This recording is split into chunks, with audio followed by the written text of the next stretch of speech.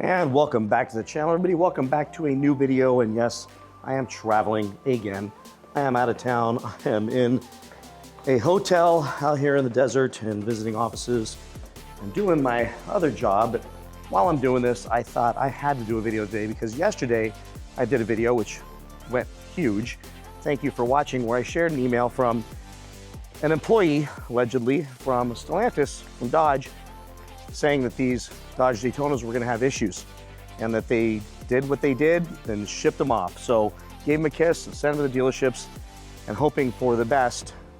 But literally less than 30 minutes with no coordination whatsoever, TK posted a video where he shared that already one bricked, and he sent me the photos and the information, and I'm going to share that with you in a second, as well as a very large million-plus subscriber YouTuber that many of you will know commented on my video and said that his arrived and bricked upon delivery, and he's waiting to get more information. And I told him, you need to do a video. Like, that's insane. If you're gonna screw up, don't screw up with a million subscriber YouTuber who took the chance to buy one of these things. More on that in a second. But yes, while I'm driving on my trip, while I'm on my trip, I drove the Lambo. And by the way, there's a few of you, only a few, who commented on one of my videos where this thing was in it.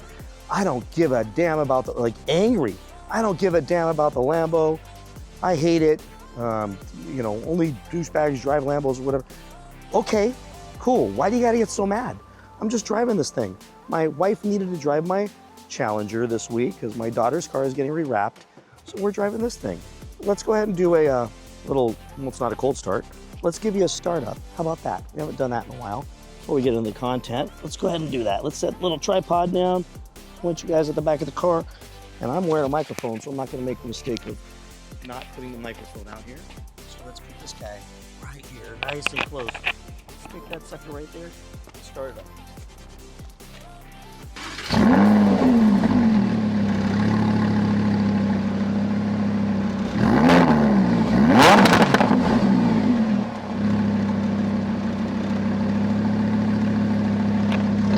Sounds great, right?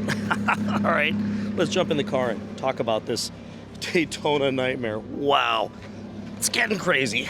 All right, so before I start driving, I just want to do this video real quick while I'm parked here, so I'm going to talk really fast. But the bottom line is apparently one of these things got delivered, and the Dodge dealership has a guy in the dealership that's texting TK and sharing this information with him, which is insane that this thing shows up. It's already bricked.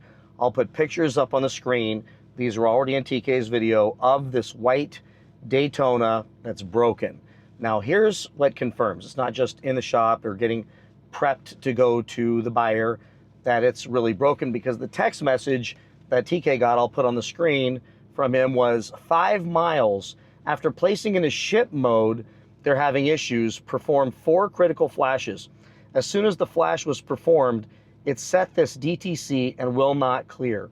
I put it in a star case, but right now the diagnostic procedure U00C6 is replace the battery pack, not the 12-volt regular car battery, but the battery pack, the big, giant, heavy thing underpinning the entire propulsion system of that car needs to be replaced. Now, that seems illogical, but I'm sure that could be the code.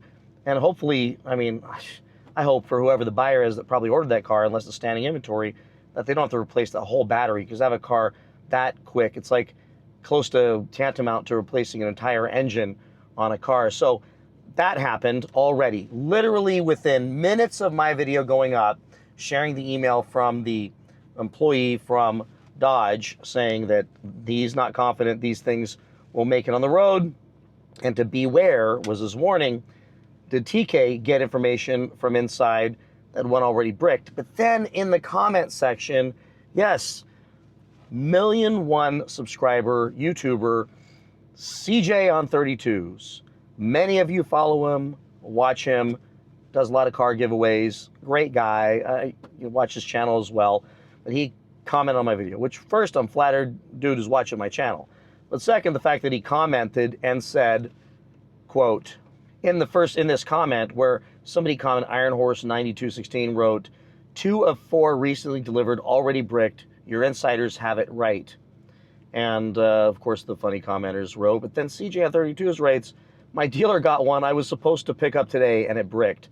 I'm sorry, CJ. I mean, that sucks. And it's just unfortunate. So I, of course, wrote him back, thanks for watching the video, and you should do a video on this.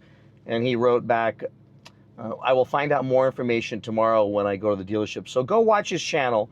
I got to imagine he's being cautious about doing a video because he wants to get his car, and he's huge. So when he does a video, it's likely to go super viral. So bottom line is, that's 2 already. It's more than 2 because you see the other comment saying others were. But I'm not gloating. I'm not being giddy here. I'm just sharing with you the information. It doesn't matter how many times I say that. There's still somebody who comments and says, why are you so happy about this? Why are you trying to kill this thing before it gets started? Why don't you have an open mind? Another guy is like, get over it. Stop crying. I'm not crying. I'm sharing the information. Is it almost hilarious because what Carlos did to the company is now being manifested in the reality of some of these insane circumstances? Yes, there's part of me that's definitely like happy to see Carlos's dream fail, because his dream was not what the customers wanted. And now where I am sad, and I do feel it's unfortunate, is people like CJ and others potentially either won't get their cars they've waited forever for, or when they do get them, they need to be perpetually terrified that they're going to end up bricked on the side of the road with a 5,800 pound monstrosity. They've got to get back to the shop where a star case has to be opened, which means they can't figure it out the dealership. So I'm going to end with this. Imagine this. If they had to have engineers, which they laid off a ton of them, but engineers and tech people go out there and unbrick these things or update them to get them to be able to get delivered, how well trained do you think all the service folks at the local dealerships are on these giant computer systems on wheels? I'm sure they got training, but let's be real here. Without years of experience working on them, everything's going to be a roll of the dice and a crapshoot.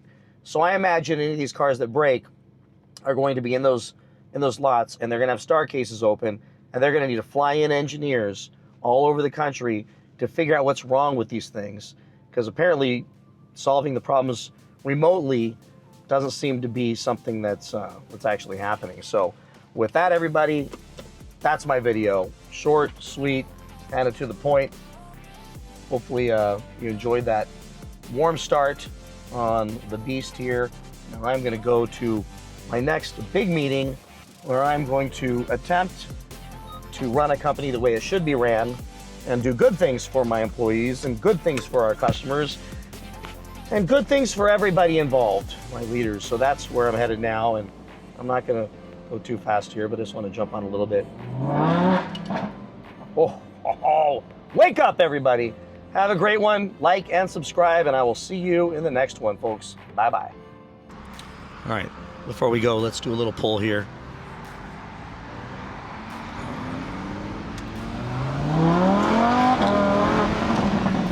And there's traffic in front of me. All right, see y'all later. Bye-bye.